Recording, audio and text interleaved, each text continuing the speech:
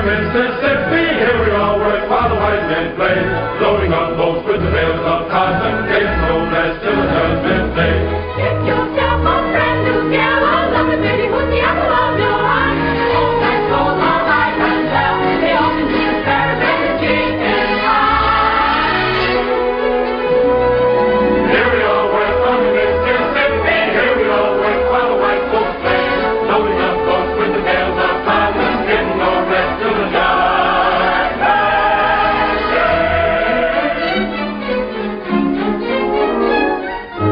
What pretty babies are there the fairest of the fair, to southern beauty, every chorus loud. Clatter, you roll, oh goodness gracious, they're so flirtatious, you naughty Little women don't be timorous, you will find that she's us, only makes a man more bold, even on the days of old. Jesus, show professor, Captain and Cotton, Cotton, will you go? Let me take you to the shadow island. delightful, but too joyfully except I have to make a lie. Information from the Hello, dear, from Captain Andy.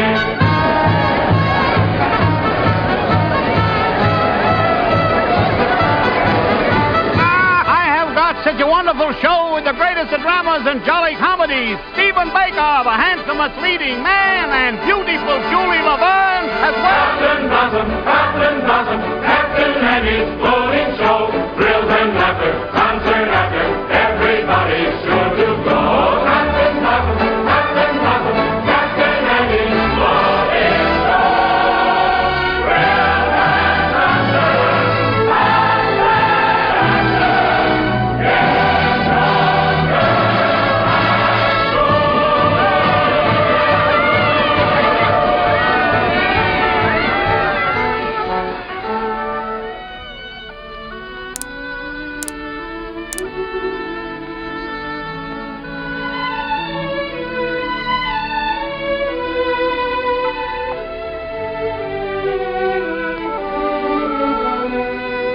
Who cares if my boat goes upstream, or if the gale bids me go with the river's flow? I drift along with my fancy. Sometimes I thank my lucky stars, my heart is free. And other times I wonder, where's the mate for me? Hello. How do you do? Are you an actress? Oh, no, but I'd give anything if I could be. Why? Well, because you can make believe so many wonderful things that never happen in real life. Well, if you like to make believe one thing, why can't we make believe we know each other? The game of just supposing is the sweetest game I know. Our dreams are more romantic than the world we see. And if the things we dream about don't happen to be so, that's just an unimportant technicality. So the cold and brutal fact is, you and I have never met. We need not mind conventions, P's and Q's. If we put out a in practice, we can banish all regret. Imagining most anything we choose, we could make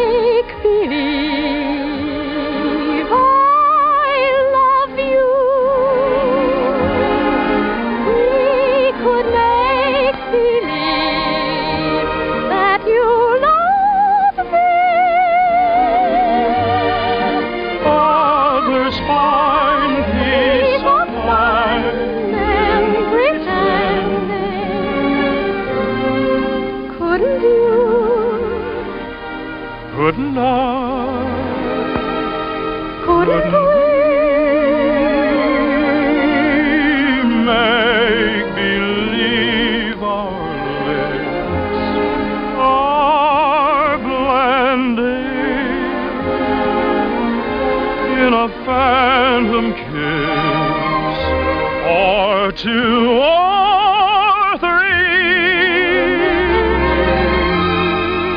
Might as well make believe I love you.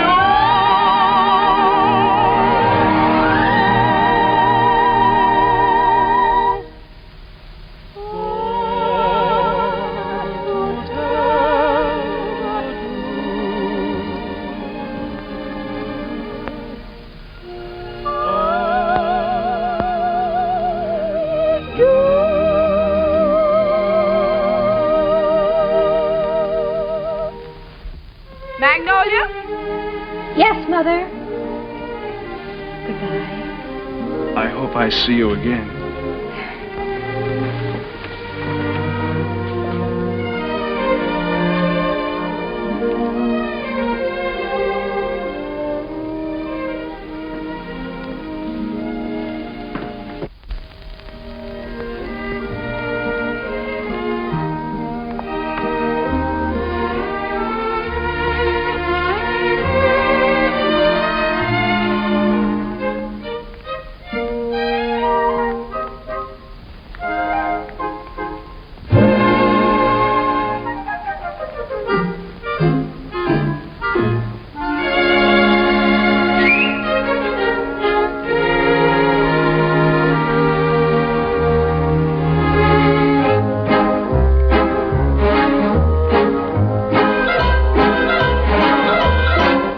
Upon the wicked stage ain't ever what a girl supposes. Stage door Johnnies aren't raging over you with gems and roses.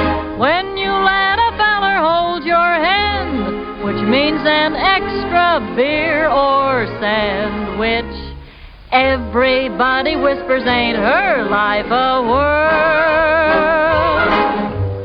Though you're warned against a roue ruining your reputation,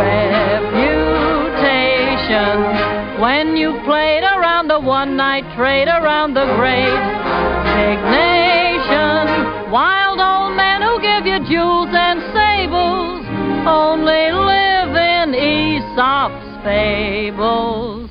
Life upon the wicked stage ain't nothing for a girl. Though we listen to you moan and grieve, you must pardon us if we do not believe you. There is no doubt you're crazy about your awful stage. Life upon the wicked stage ain't never what a girl supposes.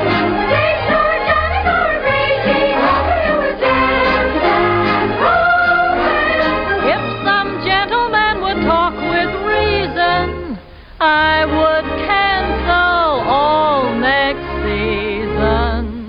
Life upon the wicked stage ain't nothing for a girl.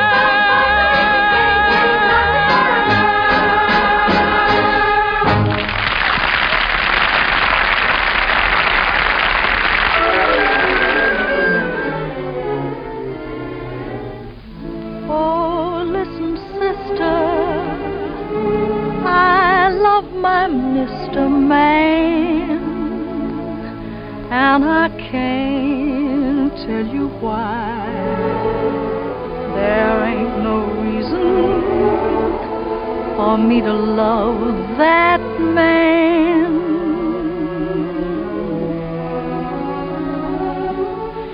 It must be something that the angels done planned.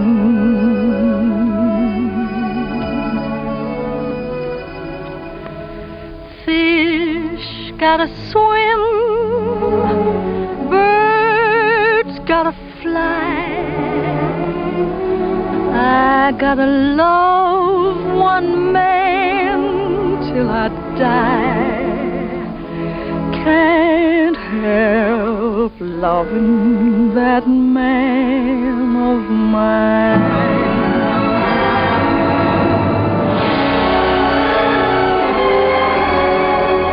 Tell me he's lazy, tell me he's slow, tell me I'm crazy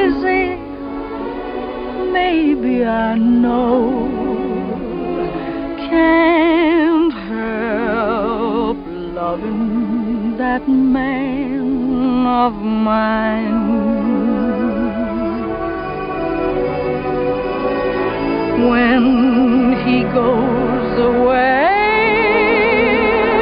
That's a rainy day.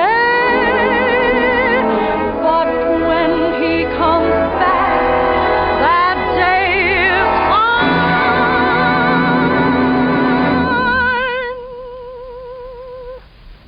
The sun will shine.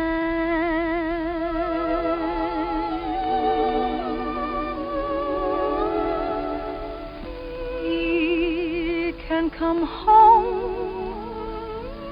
as late as can be. Home without him ain't no home to me. Can't help loving that man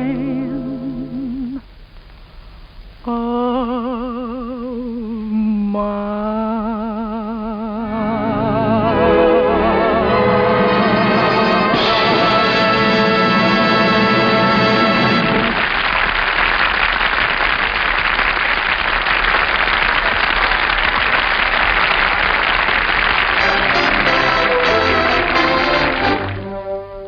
Old Man River, that old man River, he must know something, but don't say nothing.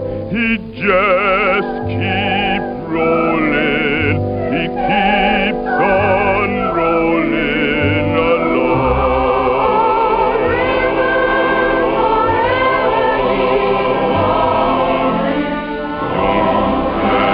Plantators, he don't plant cotton, and them that plant them is unforgotten. But old man River, he just keeps rolling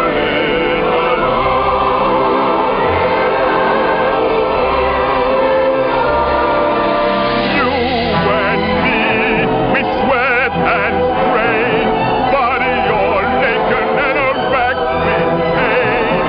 Hope that march, lift that veil, get a little rock, and we land in death. Heart gets weary and sick of trying. I'm tired of living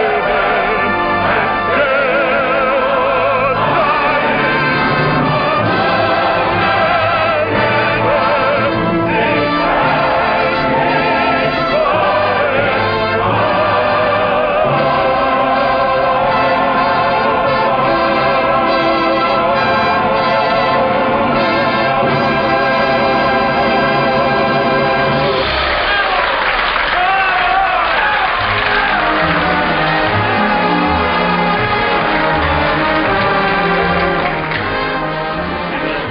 It'll run over a year. Well, over a year. Congratulations. What do you say? Wonderful. Congratulations, Johnny.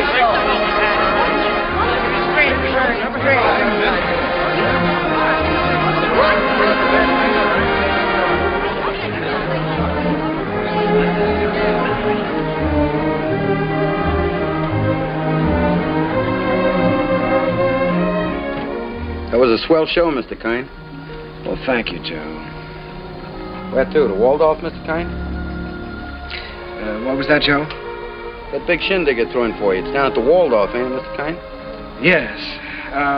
But first I'd like to stop off at the house of an old friend. Yes, sir. Just for a moment, Joe. Turn right at the next crossing. It's not very far. I'm looking for an old brownstone house. It was the home of a very great and good friend. Tonight during the show, I couldn't seem to get him off my mind. Yes, sir, Mr. And I'd like to be alone for a few minutes, Joe, before we go down to the Waldorf and face that crowd. Oh, I get you. It's like a minute of silence, something like that, huh? Yes, Joe, something like that. Stop here, Joe. Here at the corner? In front of that radio shop. Oh, there it is. See? You mean that lodging house sandwiched in there? Mm-hmm. Well, of course, it didn't have that room to let sign in the window then. And other than that, it hasn't changed very much. Well, the street has changed. Changed quite a bit since I first walked down it years ago. Joe, you notice this radio shop? Well, that was a bicycle shop the first time I ever saw it. I remember the day very well. It was spring, and I might have been any American kid coming down that street. I had a song under my arm, my hopes were high, and the world was wonderful. I was ambitious, and I was eager, but I needed a little help. I'd been told that the best man to give it to me was a man by the name of Hessler, James Hessler.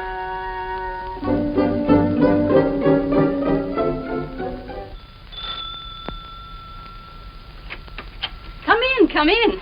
You're an hour late already. I suppose you realize that. You can start on the upstairs bedroom immediately. Mrs. Muller, Daddy wants some more roast beef. I'll be there in a second, Mr. Hessler, and see that you get to their nests, young man. He's not the moth killer. I'm a songwriter. A songwriter. I see. You entered under false pretenses. Well, it won't do you any good, young man. Mr. Hessler isn't seeing songwriters anymore. He's going in for better things. Maybe he should have some roast beef. He's very hungry. Shh! Don't mention roast beef in front of a songwriter. Look, I'm giving you a snack here. No, so it is, so it is. You feel like you're going to fall down the sink, don't you? Dear. Well, you can come in for a while. Can't have people fainting in the house, not even songwriters. Thank you. Come in, come in.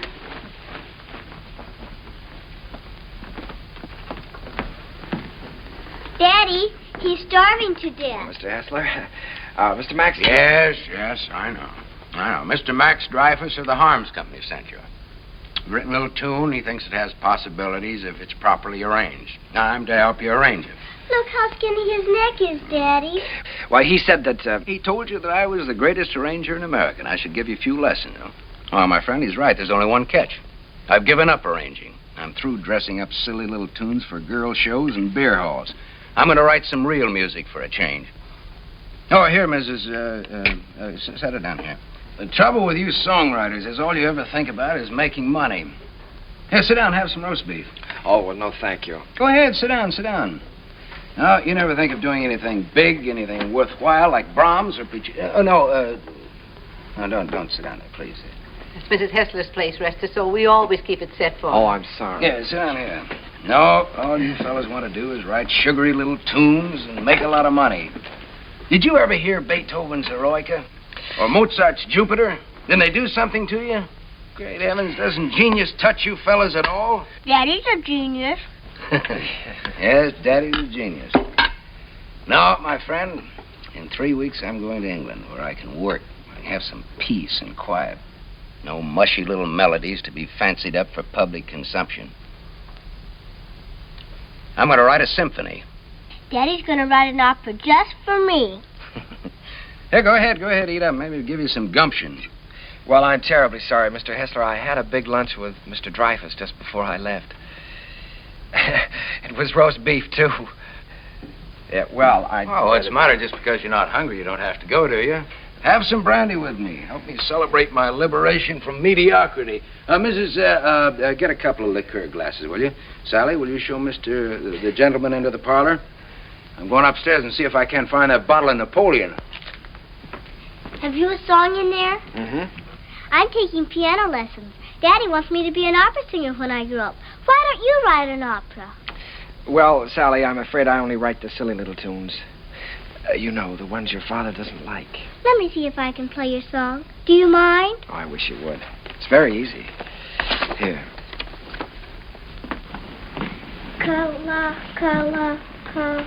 What's the name of the song? Kahlua. That's a funny name. Sounds like candy, like gumdrops.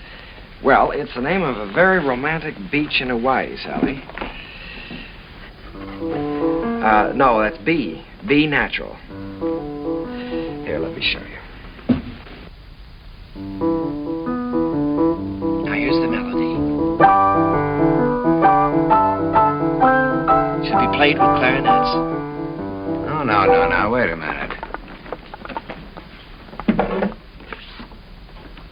That's not right. You've got to use clarinets to play the vamp. Oh, I was thinking of using brass there. Brass and spoil your finish? Good heavens, man, you've always got to save the brass for the finish. Oh. Well, what do you think? Think? I know. This is a romantic song. Sit down. It's sentimental. You've got to start the melody off with your strings. Devisa, here, I'll show you. Start that vamp again, Sally. It's perfect for clarinet, see? Now then, the strings enter. Devisa. Did you hear how wonderful that is?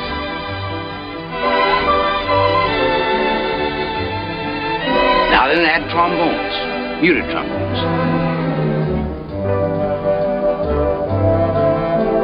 That's great. Can't you just hear that? Sally?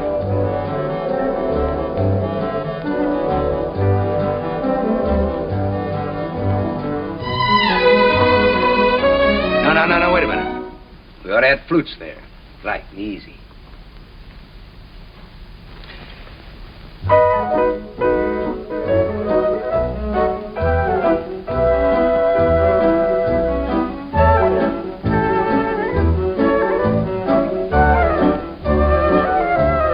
Now then, add your brass. Your strings, too.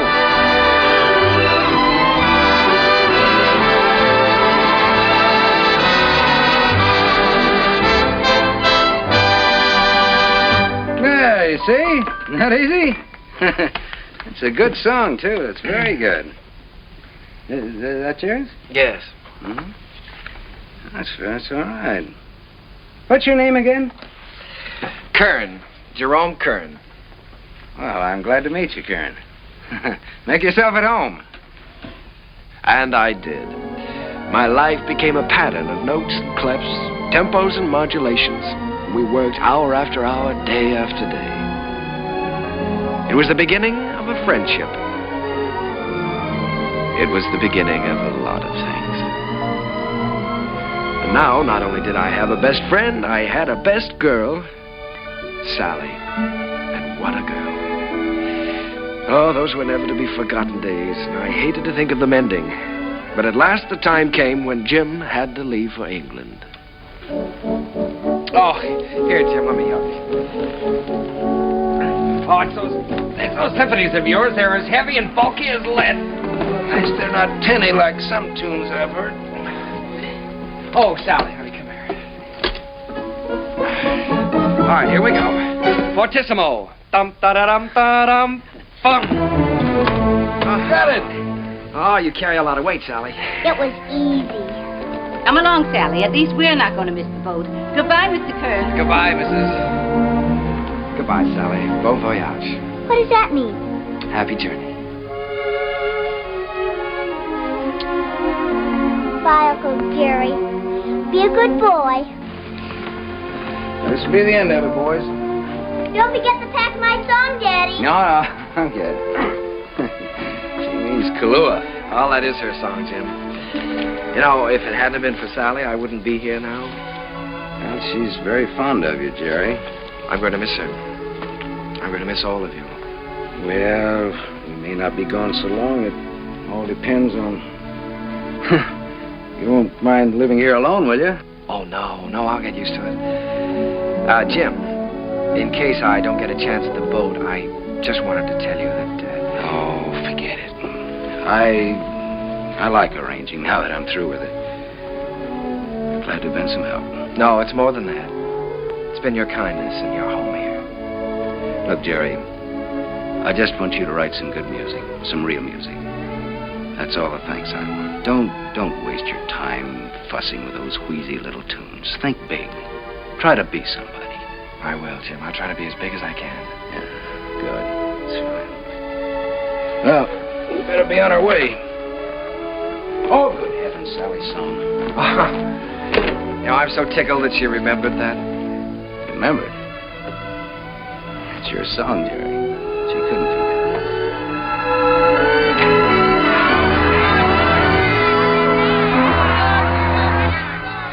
I stood there watching that boat pull out of the harbor, and I was lonelier than I'd ever been in my life. I walked through the days that followed, from office to office, theater to theater, always getting the same discouraging answer. The big hits were all English or European, and the local talent just didn't seem to have a chance. Broadway was closed to an American. From 23rd Street to Times Square, they were all playing Follow the Leader. And the leader was Charles Fromm. He's with Keller. Cecil Keller, the English composer. Mr. Frohman's not interested in American songs at the moment. He's leaving for England in a few weeks. Good day. How do you do? My name is Kern, Jerome Kern. Oh, yes. How do you do, sir? I see you have the deeds with you. Mr. Frohman's very anxious to see them. Deeds? You're the man from the real estate office, aren't you? No, I'm a songwriter. These are some of my songs. Your name isn't Kernan? No, Kern. Jerome Kern. I'm sorry. Mr. Frohman hasn't a minute to waste. I'm afraid I must say good day. Well, now, maybe if he'd listened to one of my songs, I have one that could be made very English. Good day, sir. Goodbye, Mr. Frohman. Goodbye, Mr. Keller. I'll see you in London soon. I'll call you when I get there. Thank you. I'll be waiting for your call.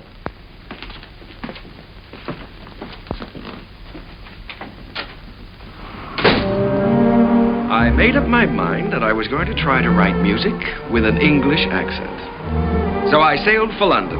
I wish I could say with flags flying and my courage high. But the sea and I and the boat didn't get along too well together. I was mighty glad to see land again.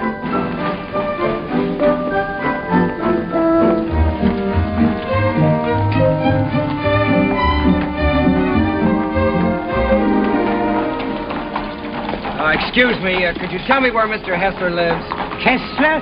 We have a Wesley and we have a Smith. No, Hessler. Mr. Jim Hessler. Uncle Jerry! Sally! Oh, honey, it's so good to see you. We didn't know you were coming. Well, I didn't know I was myself. Daddy will be so glad to see you. Come on, we live right over there. All right. Oh, Sally, you're getting prettier every day. I have a new music teacher. Yeah.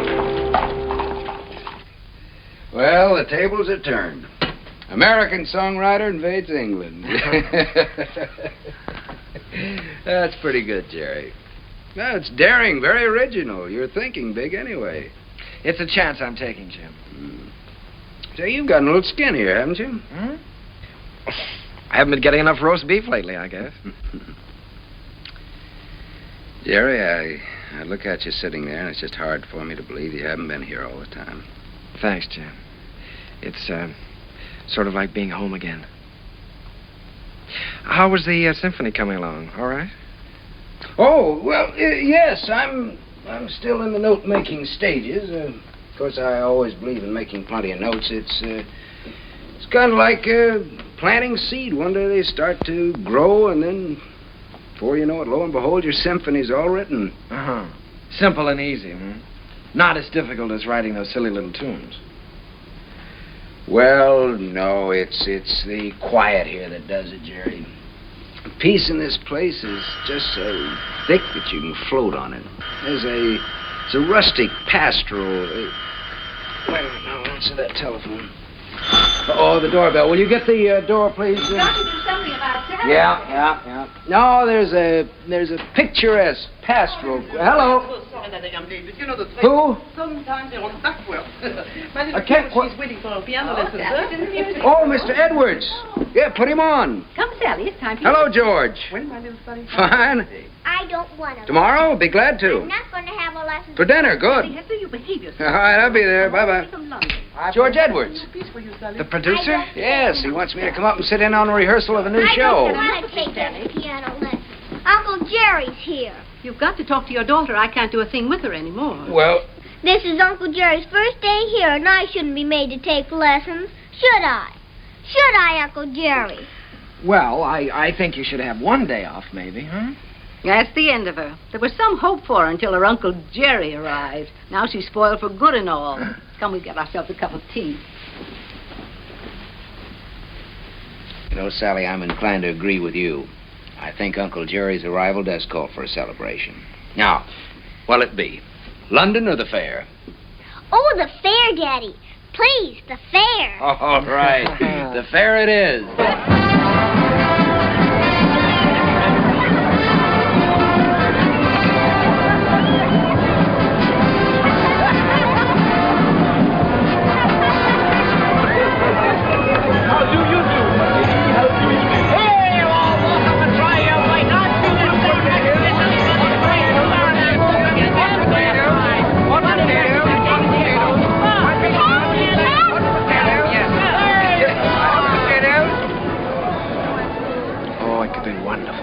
Could be wonderful.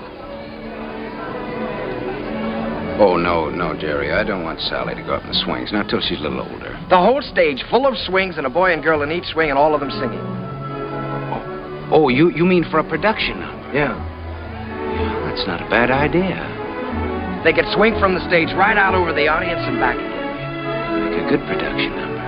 What song would you use with it? Spoon with Me, be perfect. Spoon with Me, that sounds fine. Suppose I take that up to George Edwards. For the Gaiety? Sure, I'm going to have dinner with him tomorrow night. Oh, Jim.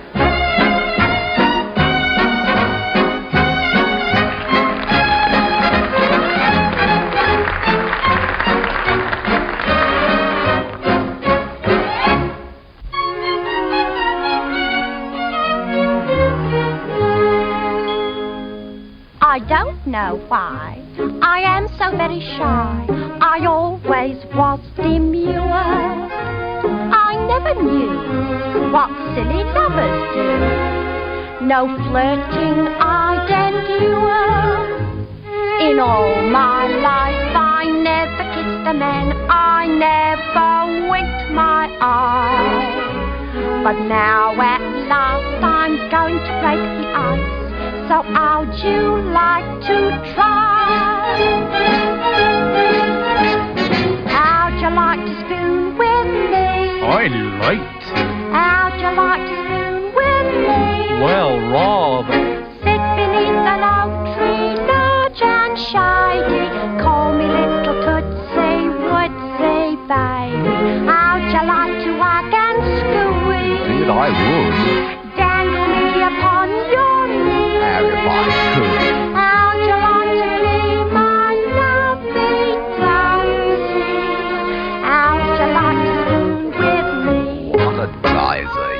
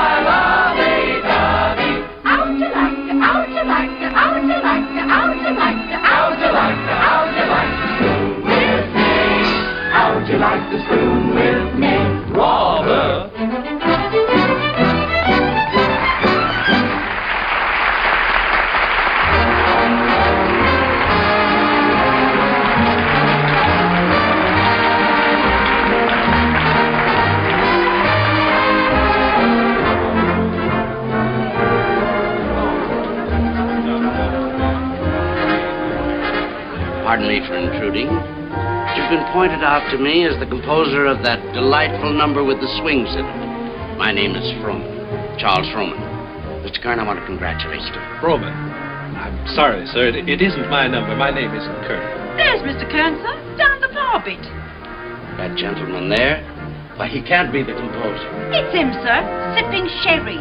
And a very nice gentleman he is, too, sir, for a musician. Mr. Froman, I have something here which I know you'd like. It's a beautiful number with parasols, with all sorts of parasols.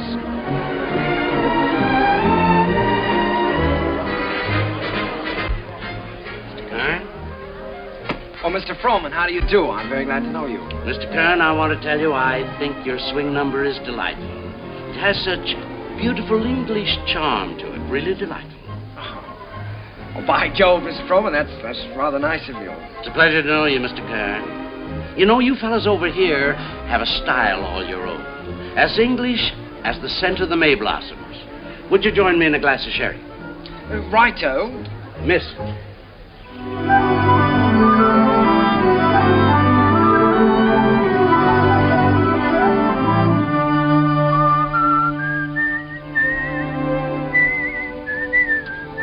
I'd give that one up if I were you. One song at the Gaiety, I think you can afford to take a rest.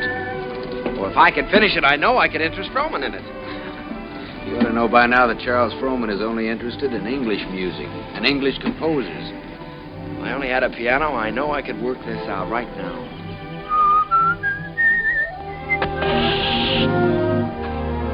Flat. Well, it looks like you do have a little work to do. That town we passed wasn't very far back, was it? No, not very. Well, let me take your bike, and I'll go back and see if I can borrow a repair kit. No, I think I'd better go. I can talk with the natives better than you can. Well, let me do it. I can use my accent on them. That's just what I was afraid of. No, you wait here and whistle yourself a little tune till I come back. Make sure you can find this place again. I'll find it.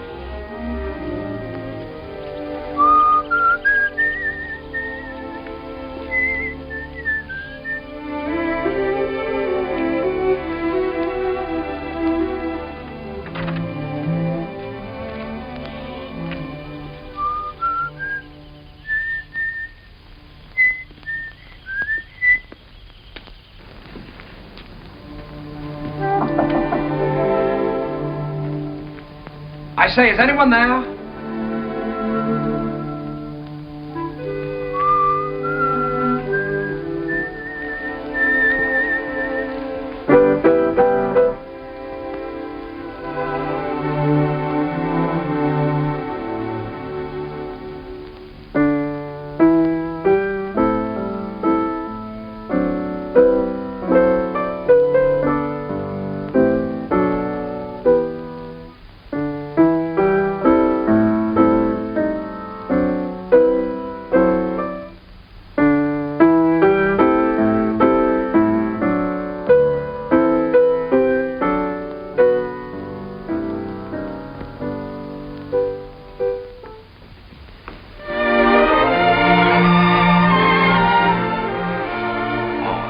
How do you do?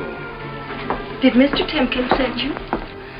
Well, I was passing by on my bike, and I got a flat tire, and... Then you don't work for Mr. Timkins.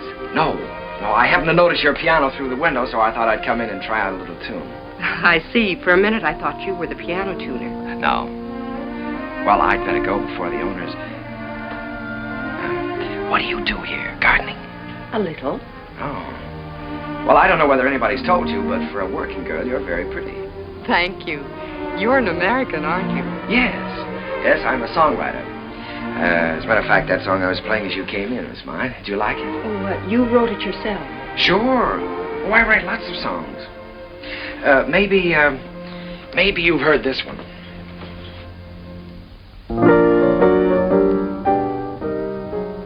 Why, that's from the Gaieties. Everybody's singing it. Uh-huh. Now, this is the one I was working on.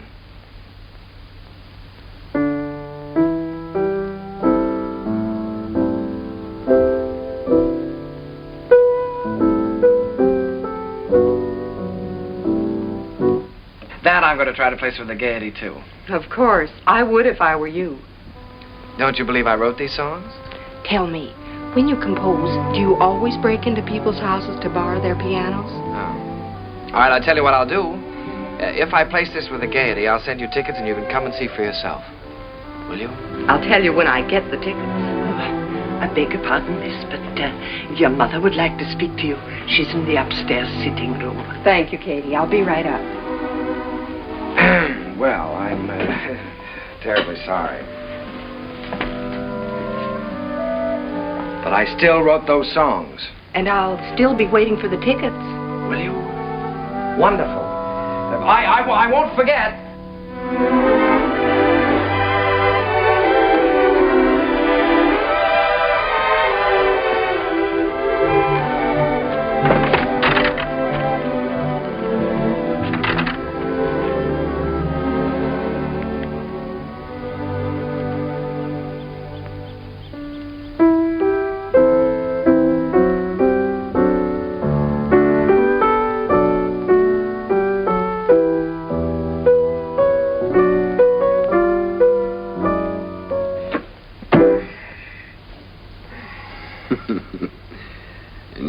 lad who wasn't going to fall in love with anybody for a long, long time. Well, this girl is different. Sure, I know. Well, now, don't joke about it. It's serious. Don't you believe me? Yes, of course I believe you. Now, she really is different. I know. Her hair is like spun gold shining in the sunlight. Well, I don't know about her hair. She had a kerchief on, but her eyes were like pools in the starlight. I see. Even with her working clothes on, she's the prettiest girl I've ever seen. I'm sure of it. Seriously, Jim, don't you believe me? Yes, Jerry, I believe you. It's spring, isn't it? And tomorrow morning, I think I'm going to give you a great big dose of sulfur and molasses. Good night.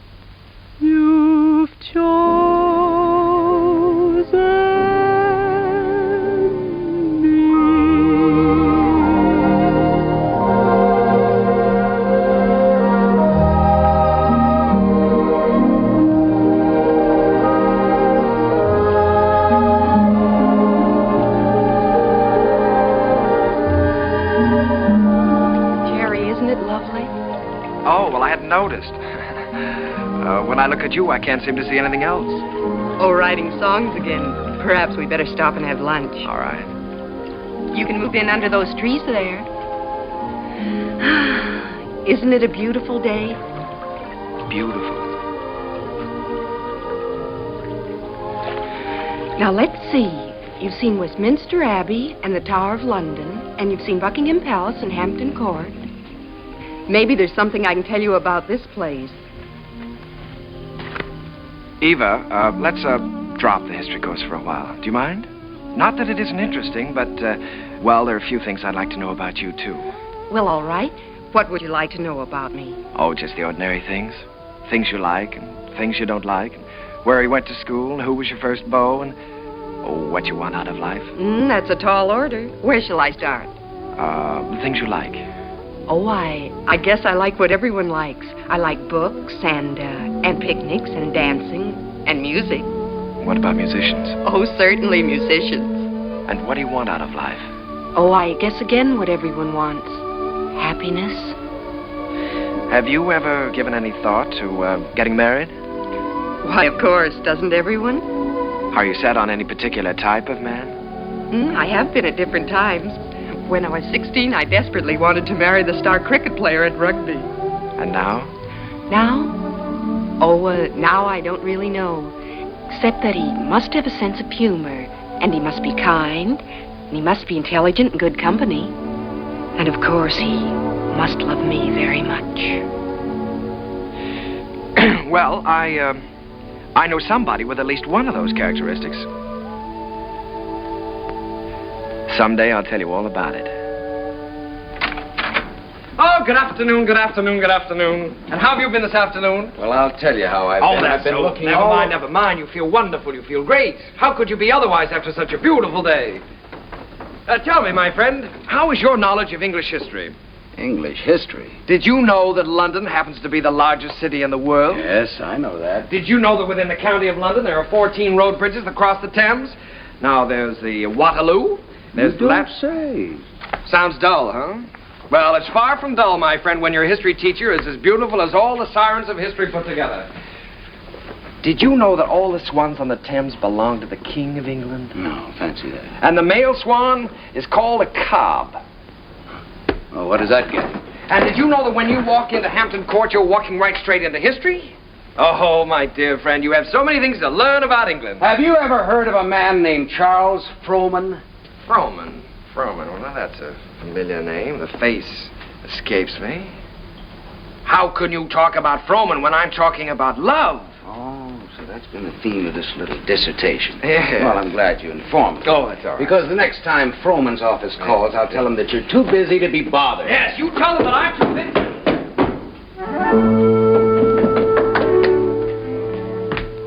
Did you say the next time Frohman's office calls? That's what I said. They've been calling you all day. But why should I bore you with such trivial details? Well, what do they want? No, dear friend, you return to your archives. Why think of the future when the past is so glorious? Oh, come on, now quit clowning. What happened? Nothing. Frohman just wants you to write 4 songs for his new show.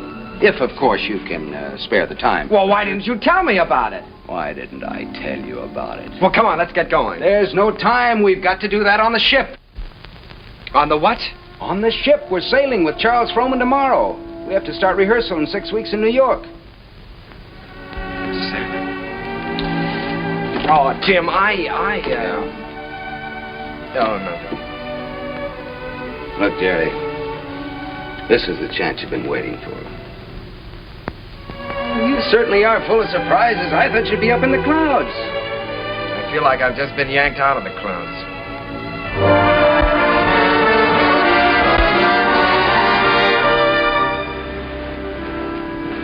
Jerry, aren't you coming down for lunch?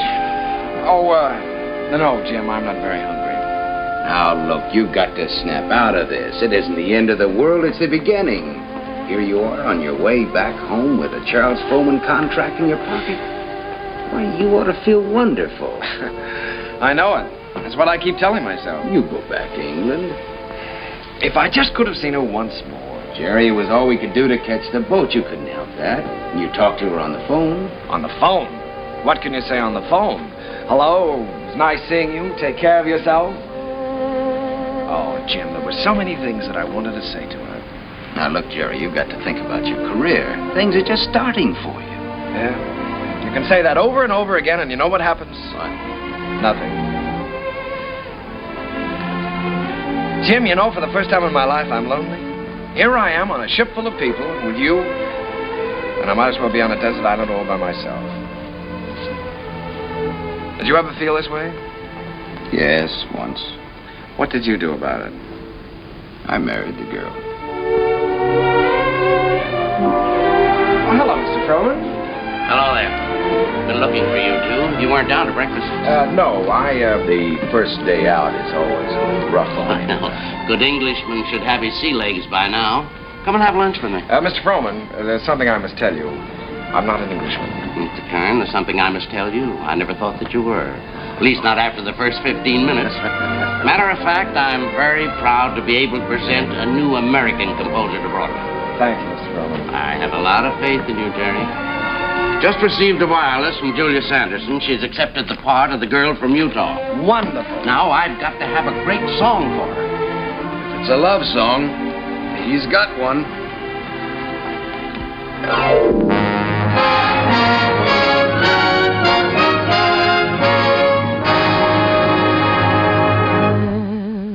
When I told them how wonderful you are, they didn't believe me.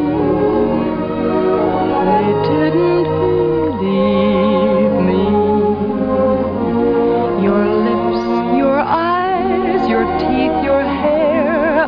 in a class beyond compare. You're the handsomest boy that one could see. And when I tell them, and I'm certainly gonna tell them, that you're the boy whose wife one day I'll be, they'll never believe me. They'll never believe me that from this great big world you've chosen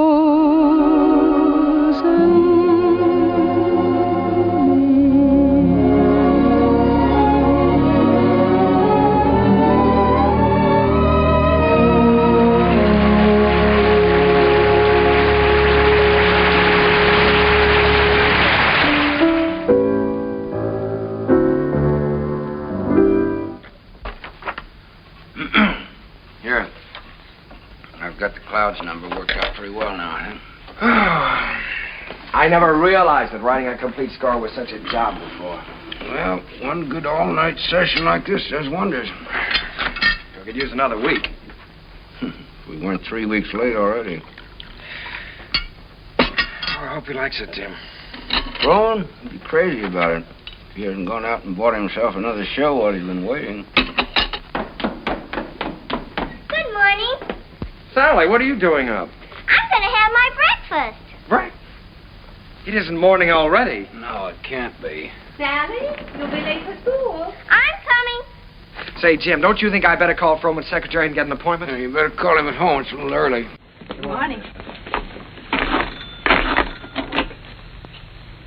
Bryant, 2446, please.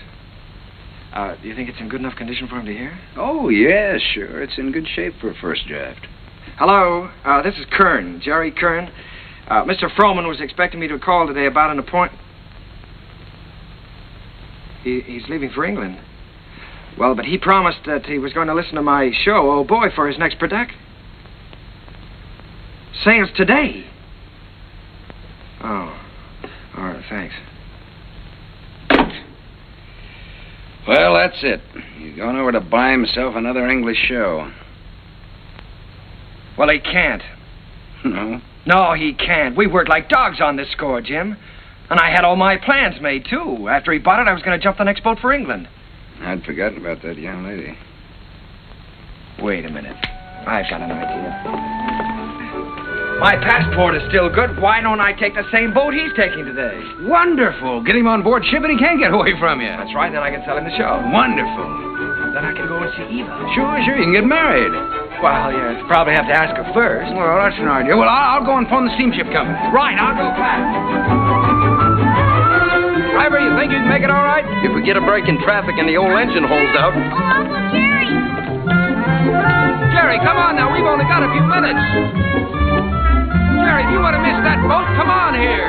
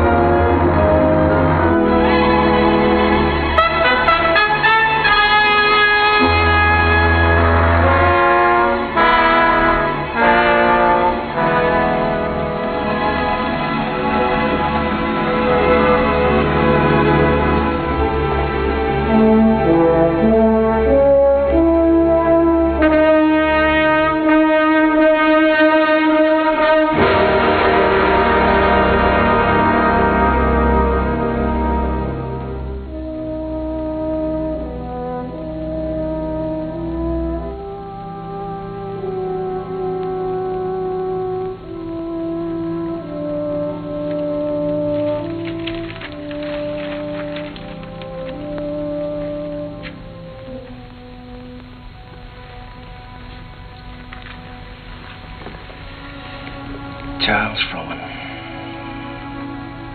It's like watching an era crumble in front of him. The theater's going to miss him. Yeah. You were very lucky to miss that boat, Jerry. Seen Max around? Oh, hello, Jim. Victor? No, I think he went over to Comstock and Elliott's. What a terrible tragedy. Yes, it's unbelievable. Jerry and I were just talking.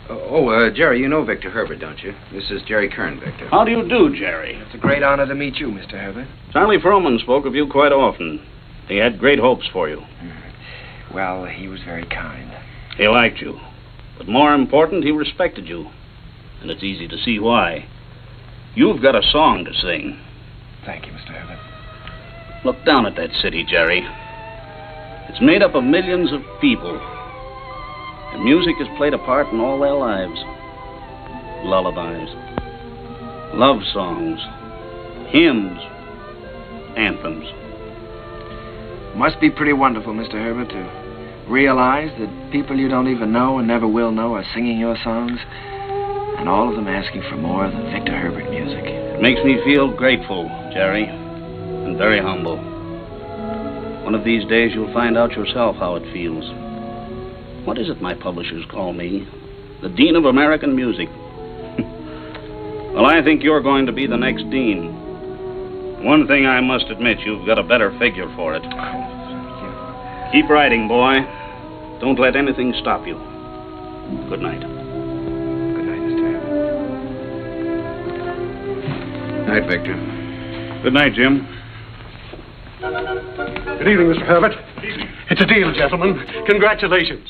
Comstock and Elliott are going to produce Oh Boy. Max just sent me over with the check.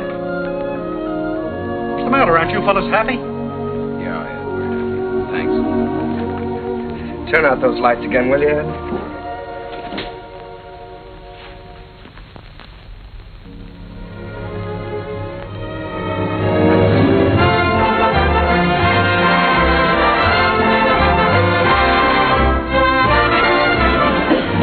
Well, there it is in lights. How does it feel? Well, it feels pretty good. If I could just get rid of some of these butterflies in my stomach. How do you feel? Well, I've got a little butterfly trouble myself. I suppose you think we're standing in front of the theater on 39th and Broadway. No, what do you take me for? This isn't 39th and Broadway. This is the top of the world. Pretty nice world, isn't it? Yeah, it's great. It's wonderful what a difference seeing your name in lights can make, isn't it? Come on, we better go in or we'll miss the show.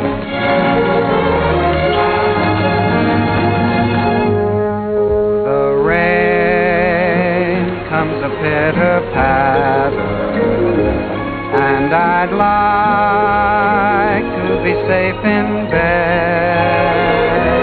Skies are weeping while the world is sleeping, trouble heaping on our heads. It is vain to remain and chatter, and to wait for a clearer sky. Helter skelter, I must fly for shelter till the clouds roll by.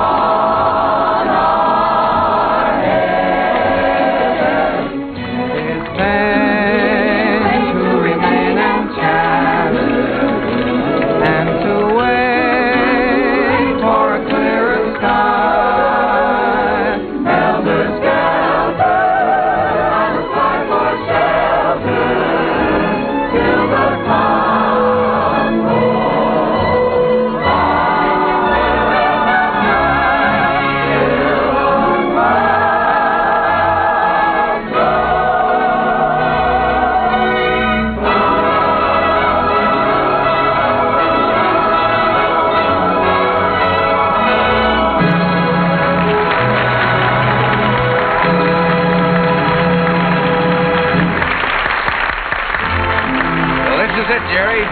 You're in, my boy. Listen to that applause. That's for you. Don't wake me up. Don't anybody wake me up.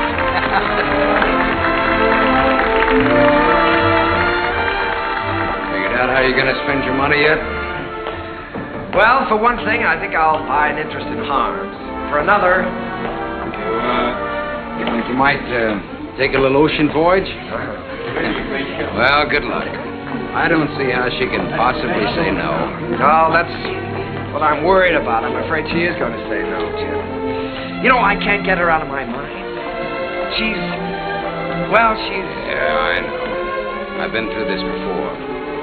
She's everything you've ever dreamed of on this earth. She's everything I've ever dreamed of in heaven.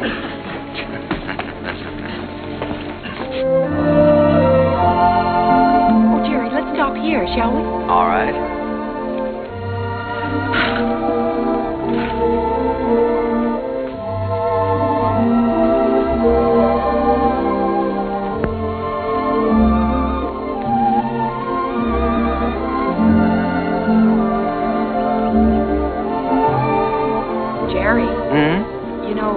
Write very often. Well, my letters weren't very interesting, Eva, so I tore them up. As a matter of fact, you didn't write very often yourself. A lady doesn't correspond with a gentleman, unless it's a reason other than a personal one. Oh, well, now, doesn't that sound a little silly to you? No, it sounds altogether fitting and proper.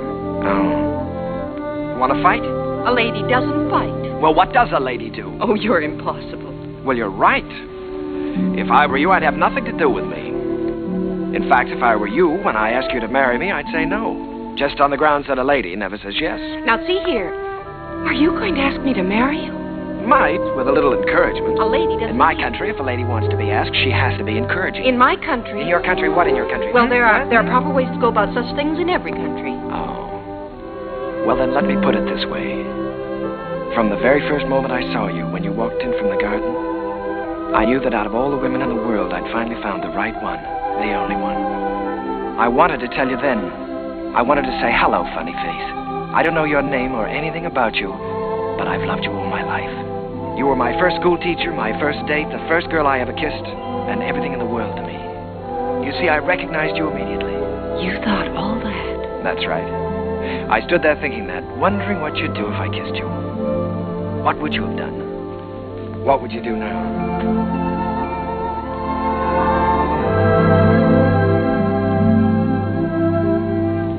Will you marry me, Eva? Thank you so much. I'd love to. Hello, Mrs. Kern. Hello, my darling.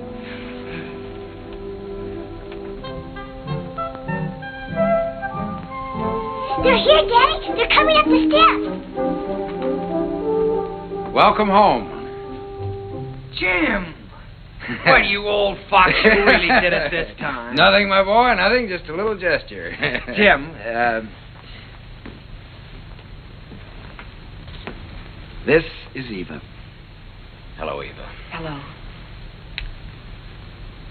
Well, you've married the nicest guy in this world, but the craziest. Oh, now, wait a minute. I was keeping that from her. Isn't she sensational, Jim? Jerry. Honey, turn around and let him look at you. Oh, Jerry. Look at that hair and those eyes. Have you ever seen a woman like that in your life before? Only once. No, I hope that both of you have all the happiness in this world. Oh, thank you, Jim. I think we have already. Forgetting me and the music. Oh, Sally, yes, I'm sorry, dear. Sally. On behalf of my father, Jim Hessler and myself. On behalf of my father, Jim Hessler and myself, I wish to congratulate you on the start of your voyage into the great sea of life. Oh, Sally. Well, on behalf of my wife and myself, I thank you very much. I'll take it. Hello, Mrs. Hello, Mr. Kern. Sally, it's so wonderful to see you. Why, you have grown up, haven't you? Sally, this is your Aunt Eva. On behalf of my father... Thank you, Sally. We're going to be real good friends, aren't we? Yes, I expect we are. Well, what do you say? Let's all go in and have something to eat, shall we? Oh, Jim, it's so good to be home again. Yes, it was good to be home. I felt I had everything in the world. Happiness, success, and the wife I had dreamed about. I wanted to put it all into music. Eva's smile and her eyes and what it meant to be with her. And at last it seemed to me that the clouds had rolled by. First, there was Leave It to Jane. Leave it to Jane, Jane, Jane. I don't know why you should make me plot and plan for you. She is the girl with I always try to do everything I can for you. no problem you can wish on her, gives her a strain. She'll tackle gaily, a score or more daily. If something is on your mind, And I can see that there is not a dot of it. comfort you soon will find. Leave it to me, I will soon get you out of it. If you have started worrying, kindly refrain and just hand over the whole thing to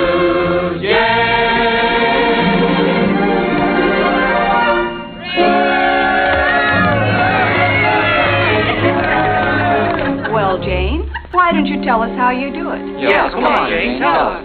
Oh, but it's really very simple. I just study up on the famous women of history.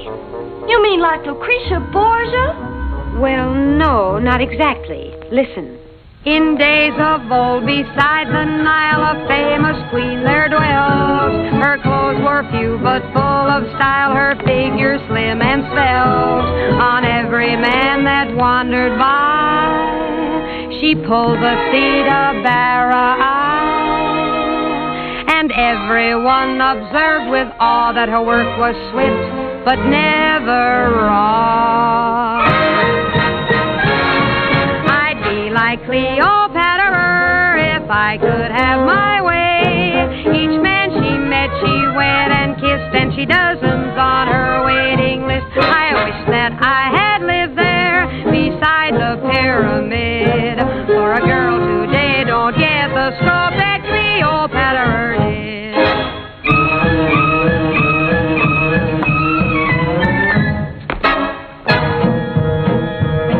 She danced new dances now and then, the sort that make you blush. Each time she did them, scores of men got injured in the rush. They'd stand there gaping in a line and watch her agitate her spine. It simply used to knock them flat when she went like this and then like that. That dancing Cleopatra was always on the spot. She gave those poor Egyptian kings something else to watch besides the Sphinx. Mark Antony admitted that what first made him skid was the wibbly wobbly wibbly dance that Cleopatra did.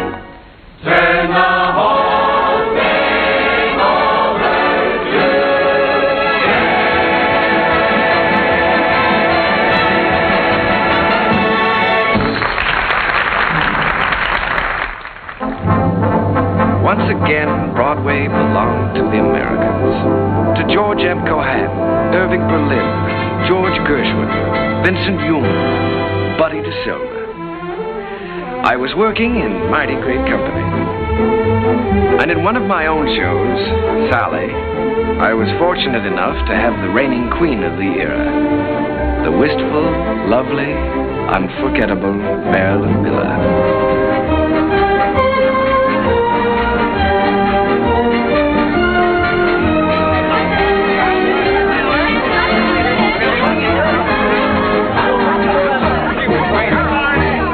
I got a couple new porta potties All right, Larry, thank you. Hazel, my dress. I have it right here. Oh, we're going to have to hurry. How's it going? Mike, with me. I was never so nervous in my life. Did you see me trip? No, you are nice. More flowers, Mr. Dixell. Oh, wonderful. Lovely. Says the first act was a dream, signed Flo. Wish she said the second act. Don't worry about the second act. Second's better than the first. No. Thank you. Hazel, is everything ready for the quick change? Everything's ready in the stage dressing room. All right. Thank you.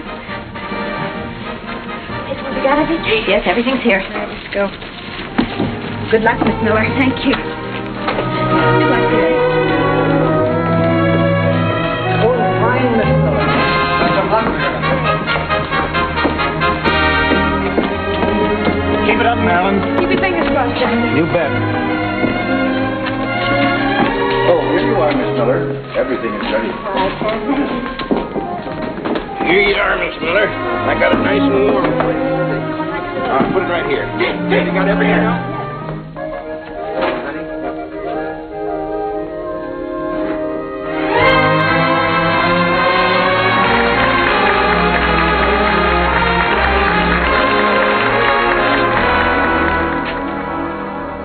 As I wash my dishes, I'll be following a plan.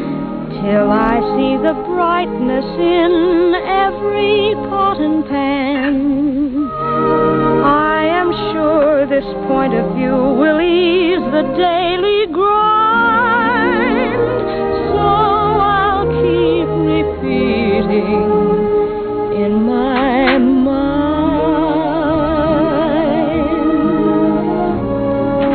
Look for the silver lining whene'er a cloud appears in the blue.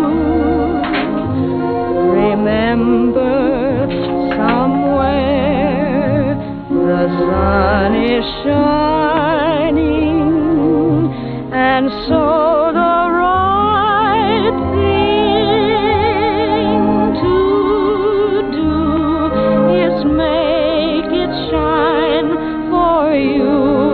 A heart full of joy and gladness will always banish sadness and strife. So always look for the silver lining and try to find the sunny side of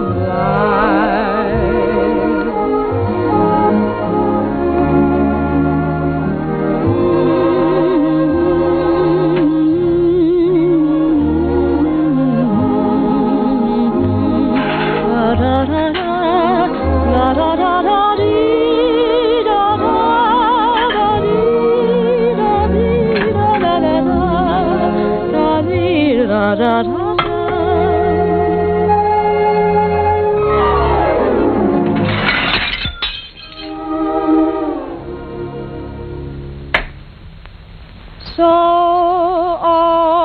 always look for the silver lining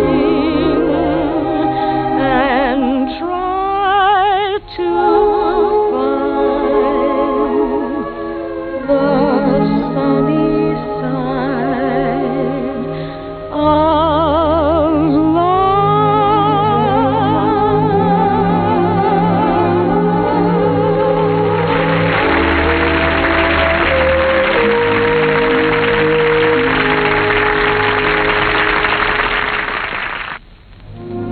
I never thought I'd ever keep a scrapbook, but it was nice to know that people were singing my songs and asking for more. Night Boat, Good Morning Dearie, The Ziegfeld Follies. Curtains went up, curtains came down, and I think I got to look a little more like a musician. Eva grew lovelier with every passing year. Our life was rich and full and very satisfying. And Jim and I, well, we grew a little grayer, a little more saddened perhaps. He was still working on his symphony, or so he said. But on the whole, the years didn't change as much. However, they certainly did change Sally. She was quite a young lady now. She'd been away at school. In fact, many schools. Well, Sally. Hello. Darling. Well, Sally, I thought you were at school. Well, I was. Oh. What happened this time? I just can't stand that school anymore, Uncle Jerry. I've left, and I'm not going back. What does your father say about that?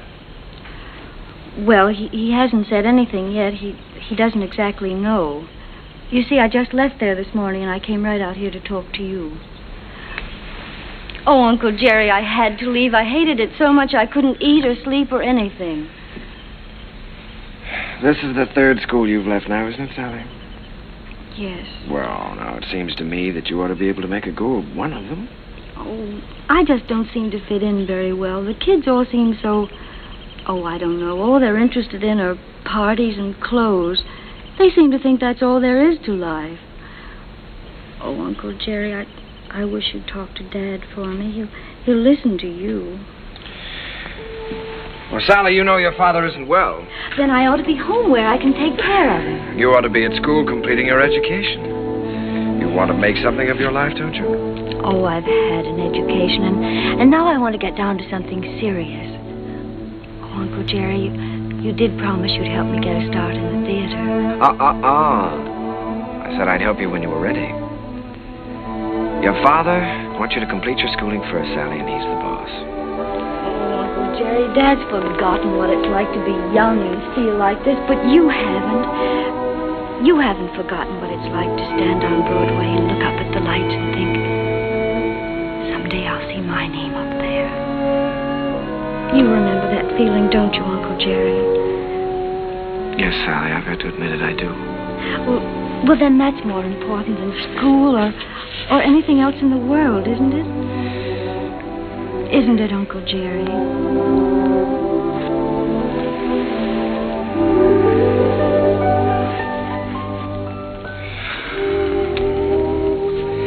It's the third time, Jerry.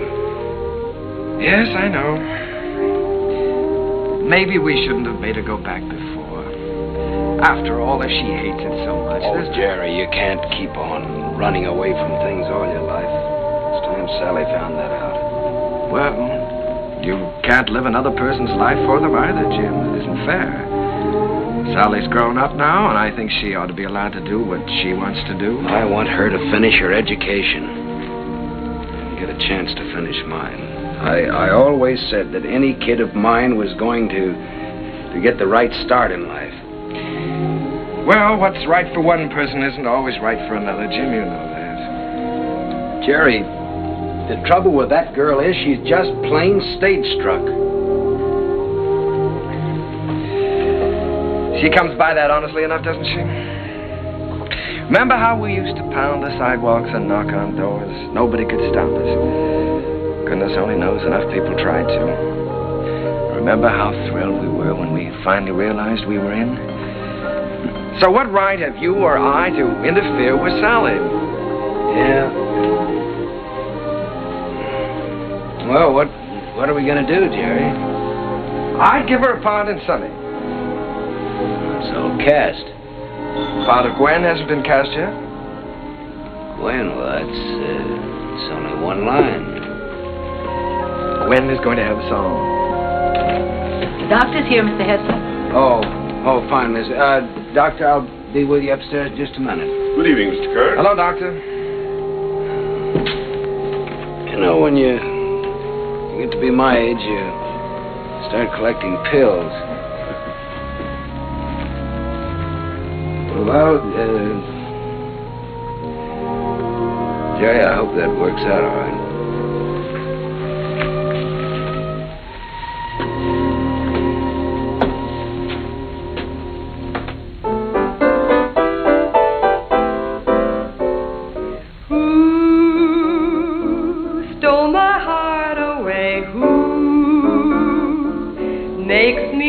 All day, dreams I know can never be true. Seems as though I'll ever be blue.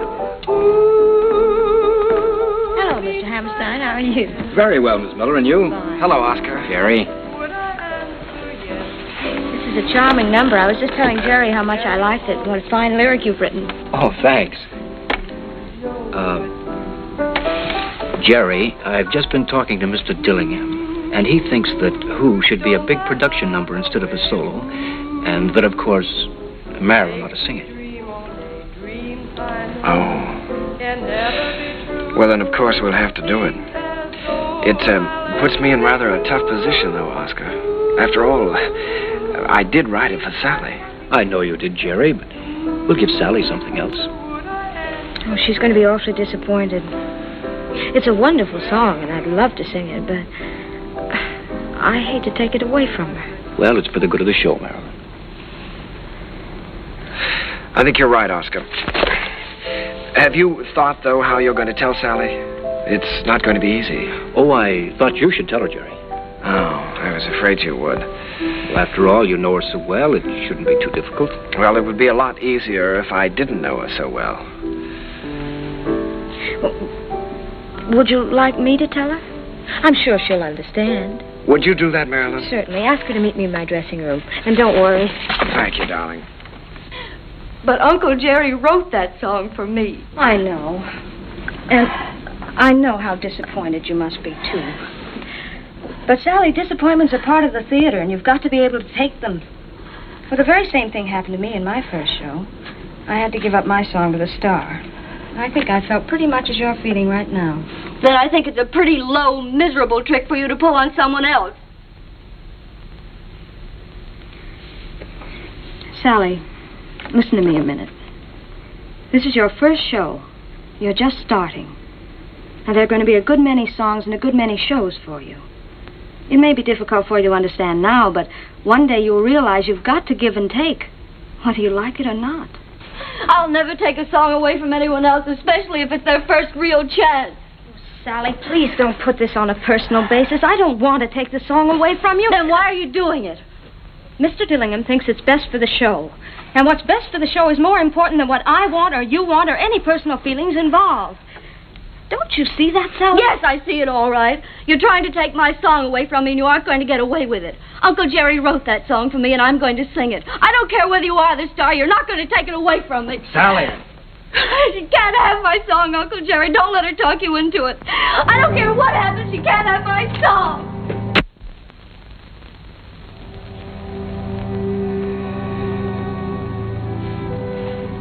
I'm sorry, Jerry.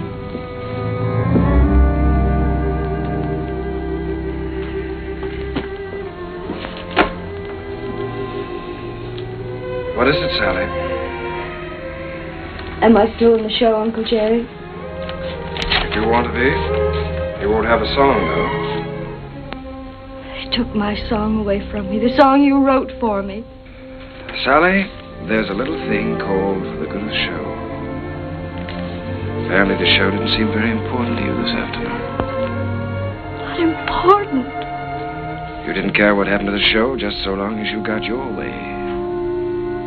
The theater doesn't work that way, Sally. Nothing works that way. I learned something today. I suddenly realized that you're not ready for the theater yet.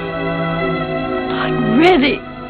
No. All you have to offer is a small talent, a great deal of conceit, in return for which you want success.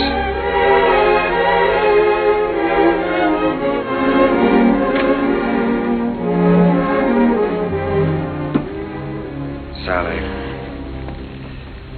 I've known you and loved you ever since you were a little girl. I couldn't love you anymore if you were my own child.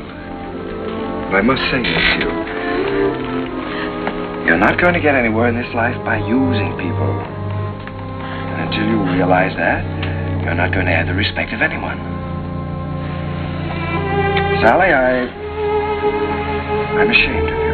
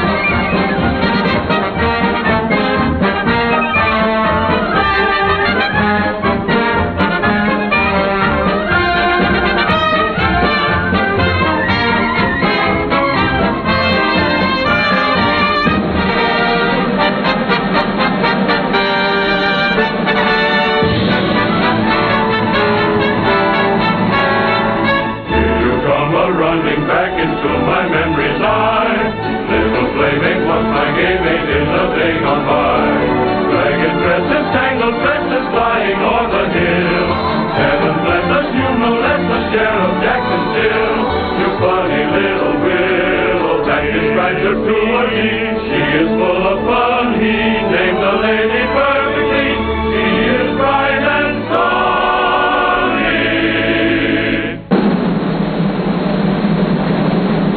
Never comb your hair, sonny.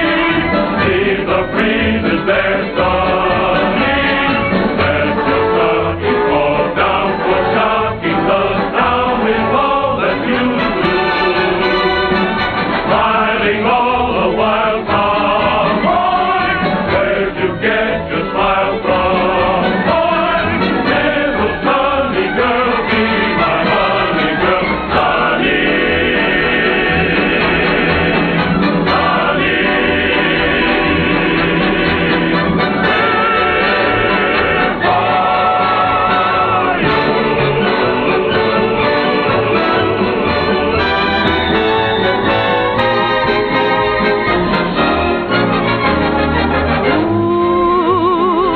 Stole my heart away. Ooh, makes me dream all day. Dreams I know can never come true. Seems as though I'll ever be blue. Means my happiness too. Would I answer yes to? Well, you ought to guess who. No one but you.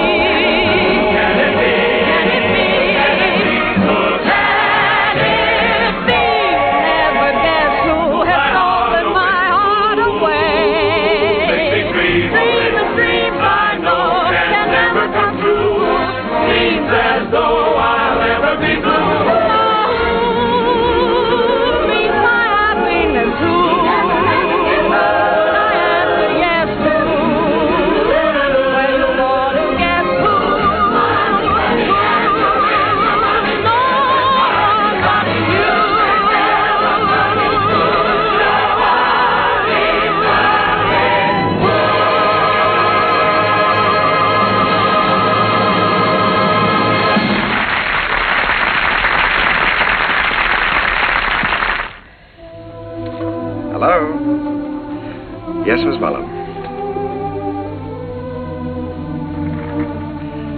Did you send for the doctor? Is Sally there? Oh. Well, you be sure he stays in bed, Miss Mullen. I'll be right over.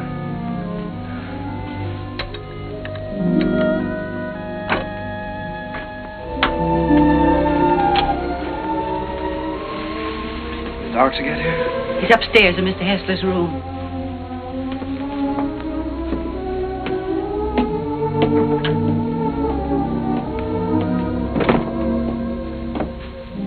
It's his heart. I wouldn't stay very long. Mr. Hessler could use a little rest.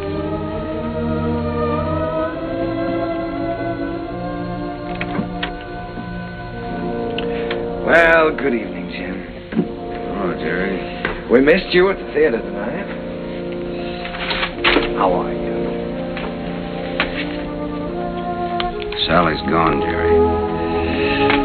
Yes, I know. Mrs. Muller told me. She didn't come down for dinner, so... up to her room.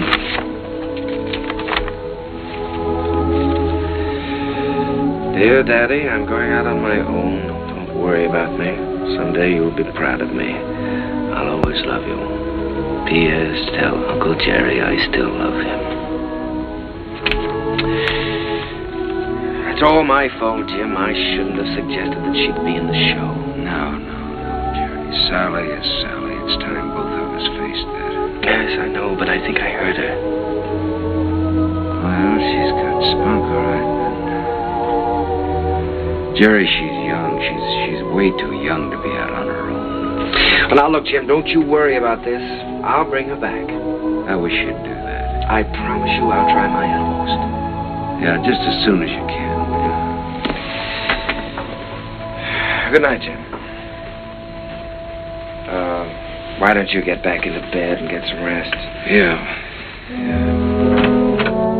I left no stone unturned trying to find Sally. Personal ads, private detectives. But the answer was always the same. No one had seen her. It was a futile hunt. I tried to keep Jim's hopes alive, but I think he knew. And then, one night... Please don't mention that I telephoned.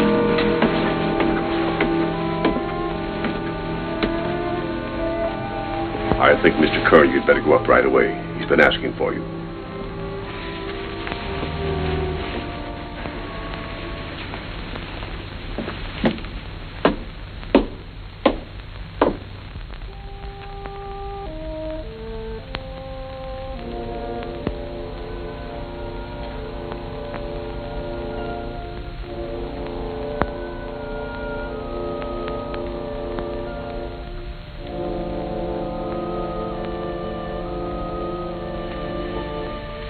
Jim.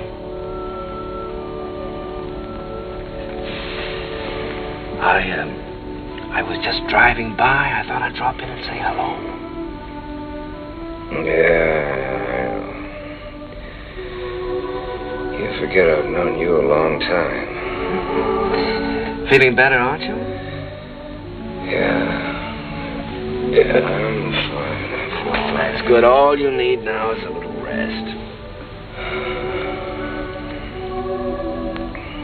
Kind of quiet around here now. Yes, it is, but things will be popping again just as soon as Sally comes back. Have you heard from her, Jerry? No, not directly. But I've got a couple of very good leads. I've got a hunch they won't be very long now. Then I'm going to see to one thing, Mr. Hessler. You're going to finish that symphony. I've kept you from that too long now. I forgot about that symphony. Forgot about it years ago. Well, what about your notes? I never made any notes. I was just posing as usual. You know, I used to go around hollering about being a genius. You are a genius, Jim. And you with your wheezy little tunes. You were writing the real music. The folk music of America. Thanks, Jerry, for letting me kind of stick around. No, wait a minute. Let's get something straight, Jim. I didn't let you hang around. If it hadn't been for you and your faith in me, I would have quit half a dozen times, you know that. And if we're going to start handing out bouquets, I just want you to know that I don't know where to begin to thank you.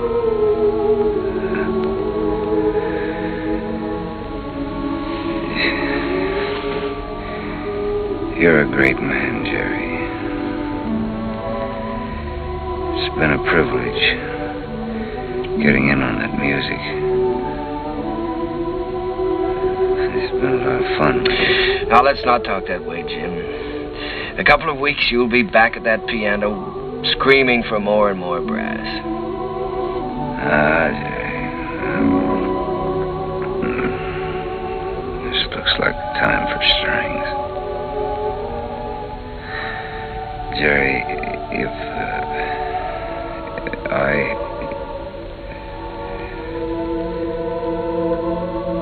want you to look after Sally for me. Jim, you're going to be all right. So is Sally. In a couple of weeks, why, we'll be laughing about this.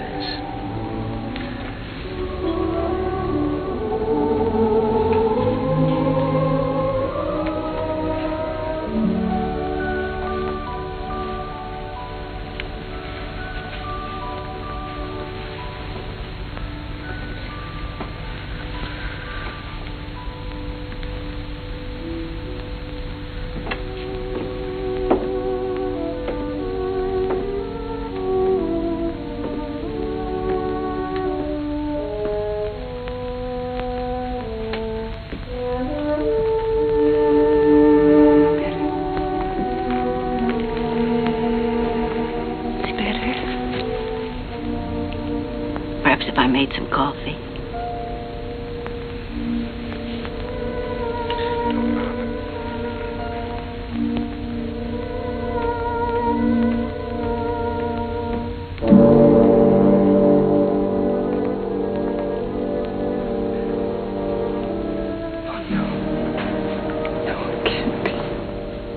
Mr. Kern had hardly closed the door when he...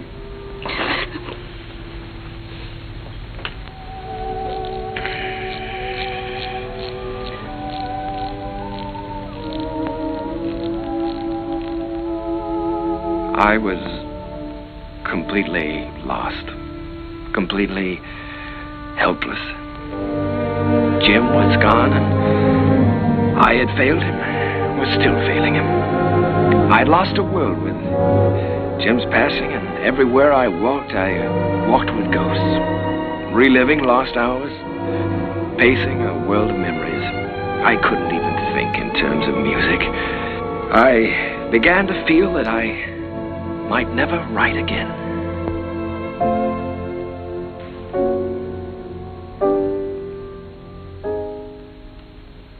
How long has this been going on?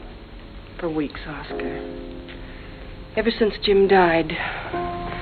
He's a score to write me. Hasn't done one song. Well, that certainly doesn't sound like Jerry. He seems to have completely lost heart. Have you had any word of Sally? No, but he has every friend he ever had in show business looking. Well, don't worry about it. He'll turn up. It's Jerry I'm worried most about. You know, Oscar, I believe he's beginning to think he can't write music anymore. It's heartbreaking to watch him. Well, I have a book here I'd like him to take a look at. I've been commissioned to adapt it and write the lyrics, and I think Jerry's the man to do the music. I don't think he'll do it, Oscar. Well, that's hard to believe. There's never been a time as long as I've known Jerry when you couldn't excite him with a good story. There's never been a time in his life like this.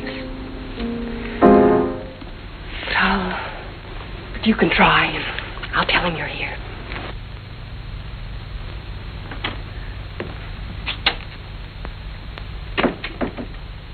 Hello.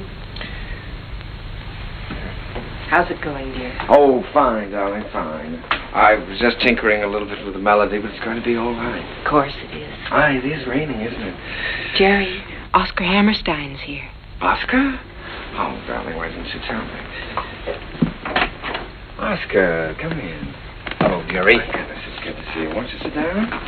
Sit down. Thanks, Jerry. Well, what's new? I'll tell you what brought me out here, Jerry. I came across a novel that I think's going to make a great show. Now, if you'll do the music, I'd like to do the book. Oscar, I'd love to. I really would, but, I have so many commitments right now that I don't think it wouldn't be fair to you or anyone concerned. Suppose I leave the book with you and you glance through it when you have time. Oh, it's no use, Oscar. Well, I'll leave it anyhow. See you next week.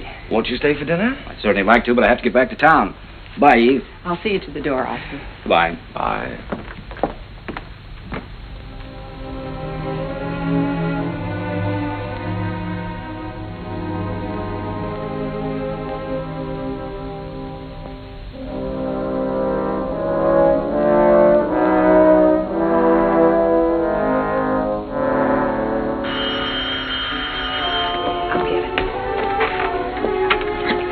Hello? This is Mrs. Kern. Oh, just a moment, Mr. Kelly. Jerry, it's Arthur Kelly. He's got news of Sally. Hello, Arthur. Yeah. Oh, that's wonderful. In Memphis? What was the name of that club again? Club Elite, all this week. Yes, well, I'll get right on it. Thank you very much, Arthur. Sally is singing at the Club Elite in Memphis all this week. Oh, that's wonderful. Shall I pack a bag for you? Yes, darling, you do that and I'll call and make reservations.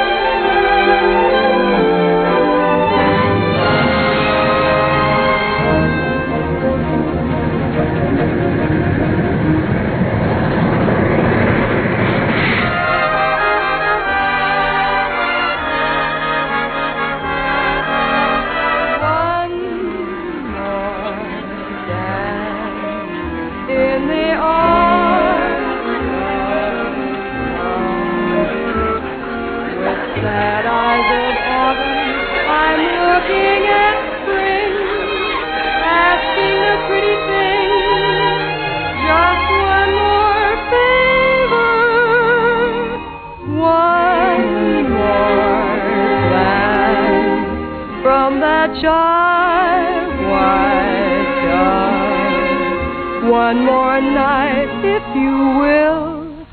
One more flight, one more thrill. One more dance, if you will, with me.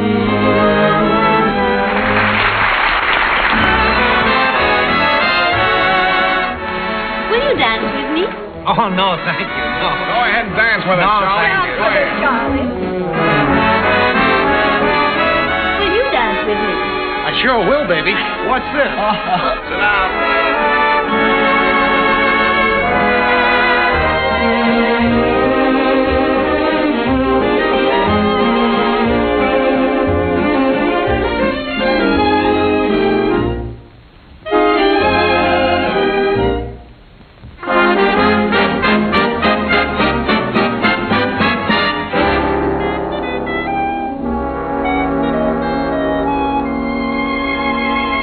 Of what you're losing by constantly refusing to dance with me. You'd be the idol of France with me, and yet you stand there and shake your foolish head dramatically, while I wait here so ecstatically. You just look and say emphatically, not this season, there's a reason.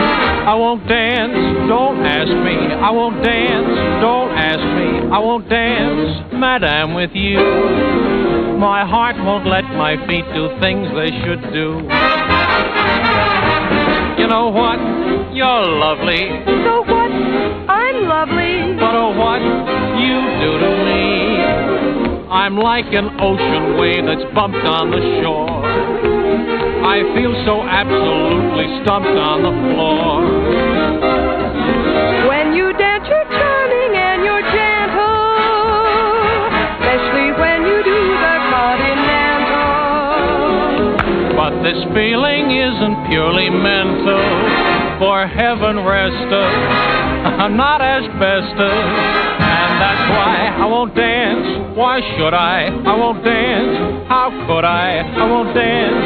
Merci beaucoup. I know that music leads the way to romance. So if I hold you in my arms, I won't dance.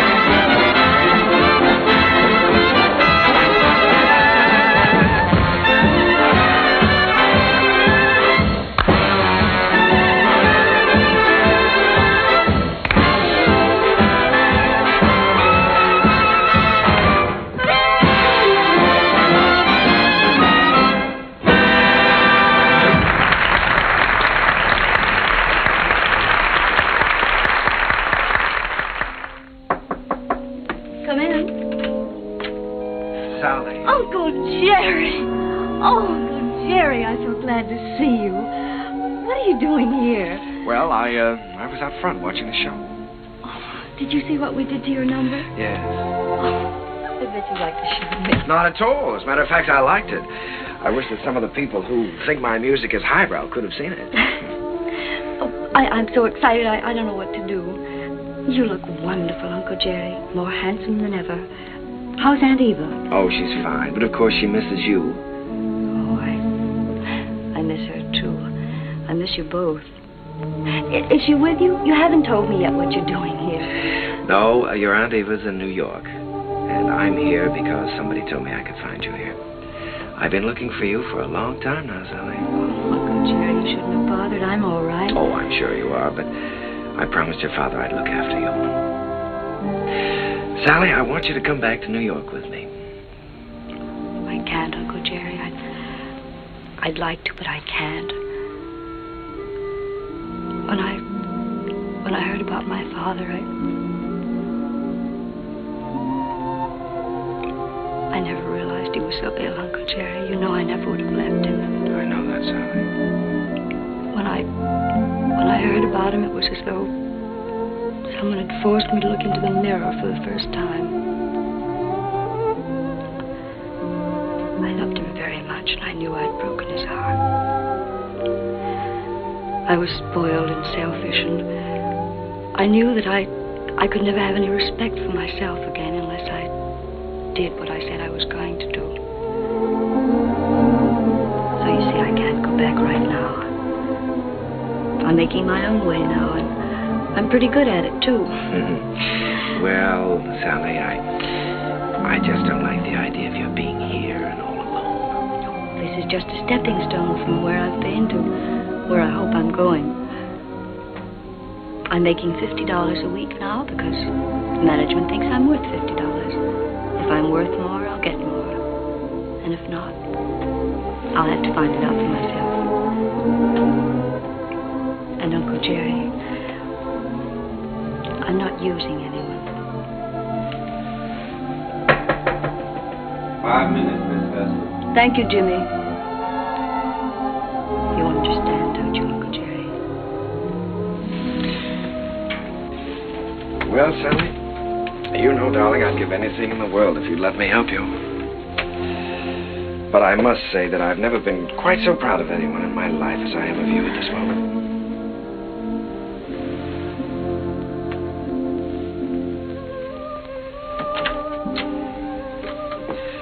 Good luck, darling.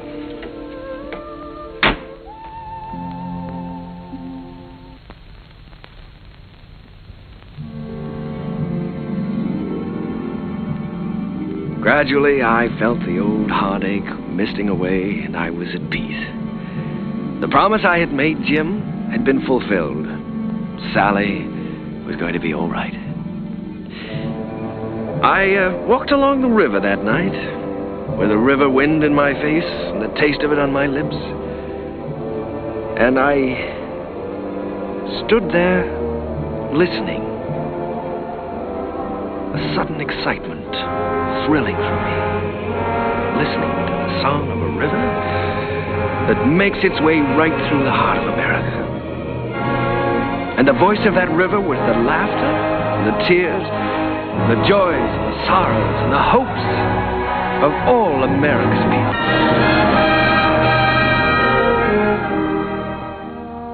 Well, Joe, that's my story. It's too bad Mr. Hessler couldn't have been there tonight, Mr. Kern. Oh, he was there, Joe. He'll always be a part of any music I ever write. Whatever happened to Miss Sally? Well, I don't know exactly. She's on her own now. Maybe I'm just getting tired of something, but ever since Jim's been gone, I feel like everything is sort of ending for me. Maybe my music is ending too, Joe. Ending? After that show tonight? Hey, I gotta get you back to the Waldorf. You got some vows to take. No, sir, Mr. Kern. Your music ain't ending for you. In my opinion, it's just the beginning.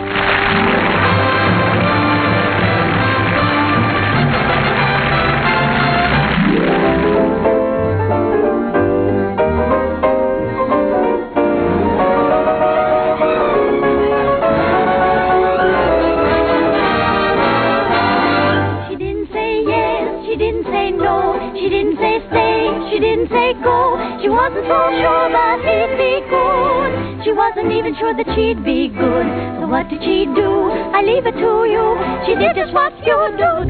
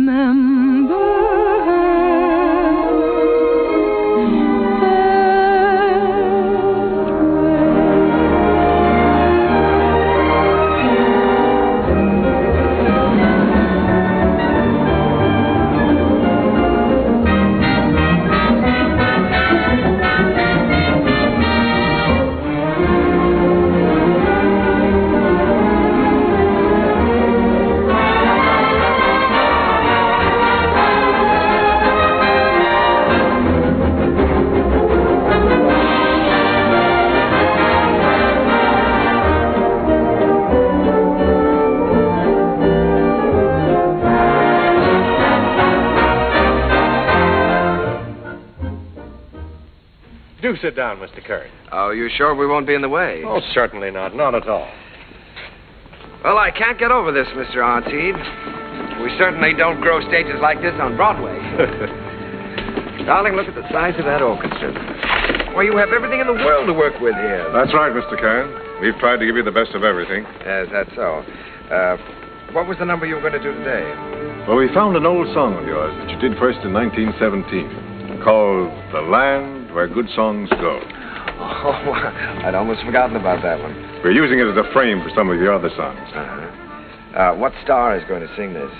Well, Mr. Kern, as a matter of fact, we're trying out a newcomer. Oh, a newcomer. This girl did a test for us in New York, and it impressed us, so we flew her out here. She hasn't done much yet, but we have great hopes for her. Quiet! All right, girls. We're ready. Ready for a take. All right, let's try one. Places, please. Okay, Charlie. Hit the lights! Quiet! Okay, roll 'em. Action!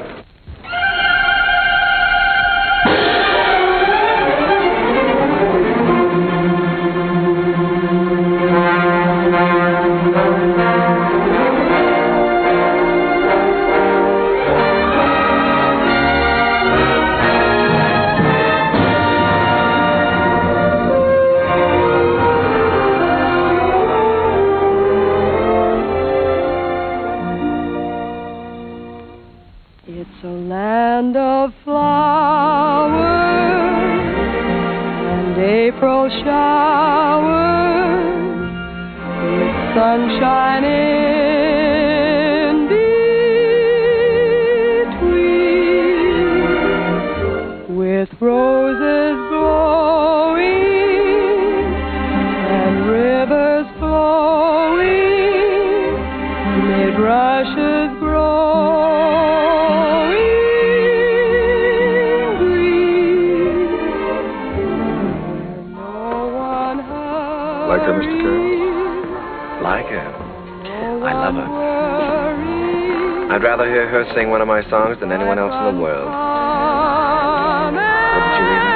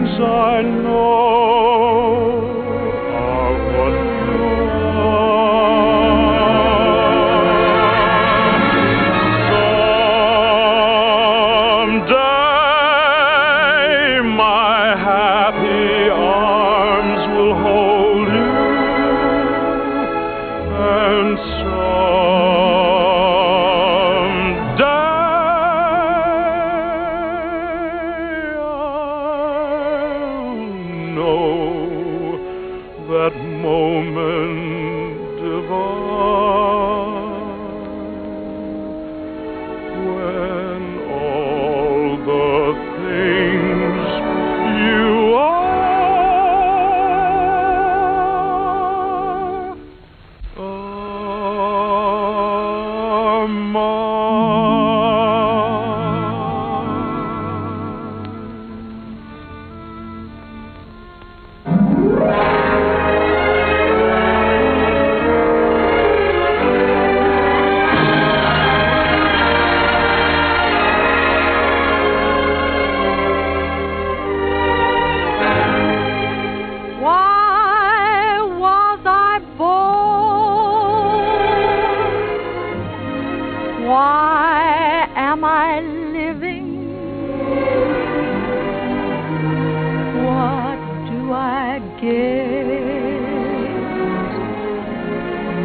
what am I giving? Why do I want the things I dare not hope for? What can I hope for? I wish I knew.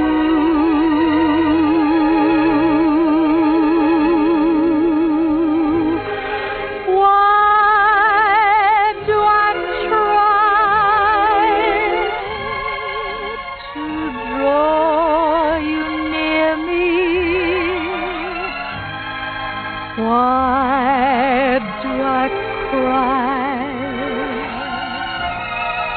You never hear me. I'm a poor fool, but what can I do?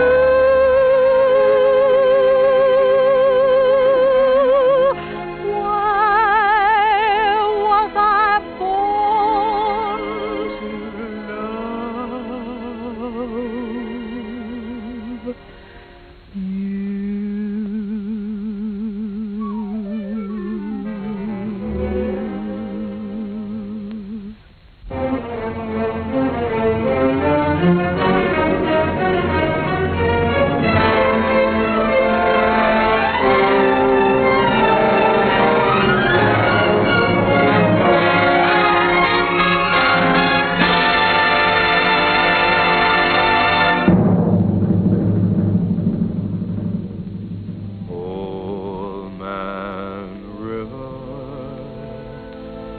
That old man River,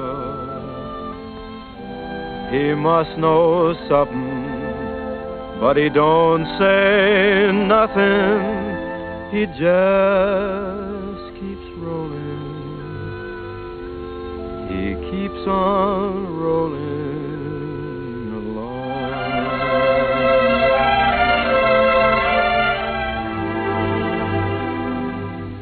He don't plant taters, and he don't plant cotton, and them what plants 'em is soon forgotten. But old man River just keeps rolling along.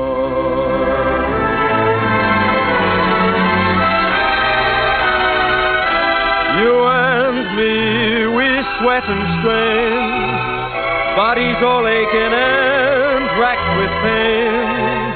Tote that bar, lift that bell, you get a little drunk, and you land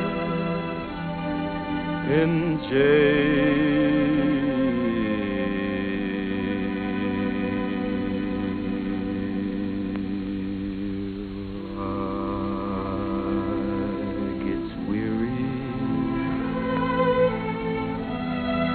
So sick of trying, I'm tired of living, but I'm feeling